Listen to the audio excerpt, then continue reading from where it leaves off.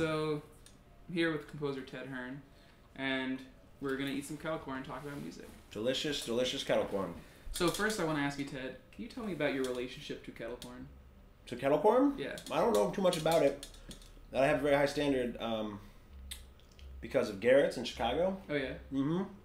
Which is pretty much the best kettle corn, caramel corn you'll ever eat. This comes close. It's very good, but I made this myself. So the inspiration for kettle corn and music for the organization and for this concert is the idea of sharing music with friends in a sort of laid-back environment inspired by that dorm room kind of experience. And we were just wondering, what are some musical experiences you've had that happened outside of the concert hall? Outside of the concert hall? I don't know, like driving around in cars, listening to music in college was big for me with friends, musician friends and non-musician friends. Playing music with people in like basements and shit. Yeah. I had some friends who hooked me in with musicians in Charleston who were mostly jazz musicians and rock musicians, experimental musicians, but playing in a very informal way and playing all the time, gigging all the time. And hanging out with them, meeting them, and sort of getting absorbed into their ethos. It was really, really influential for me, for sure.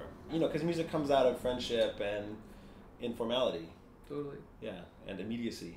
So in your day-to-day life now, what are some different contexts you listen to music? Because obviously you write a lot of music, you go to a lot of concerts, but outside of that... Yeah, well, I just had a baby, so I'm not going to as many concerts as I'm used to, which is sad.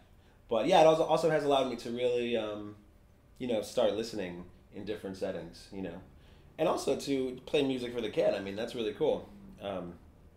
He responds to music in a super primal way, and he actually listens really well. Surprisingly, I thought he would freak out, but he doesn't have any associations with any sounds, so he's into everything, which is great. Can you tell me a little bit about the piece that's going to be on our concert? Intimacy and Resistance. Yeah, I wrote this piece for Gabe Kahane, who's a singer-songwriter and great musician, pianist.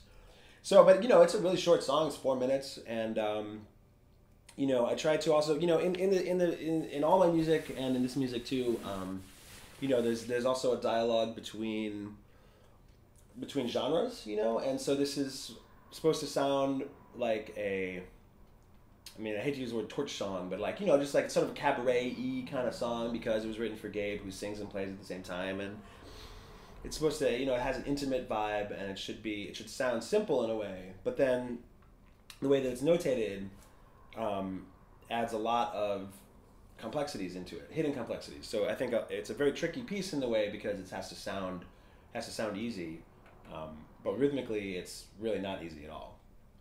So I like playing with that tension, and this song is no exception. Cool. Thank you, Ted. Yeah, hey. My pleasure. Thanks for including me. Yeah, thanks so much for having us over. Sure. Have a good show.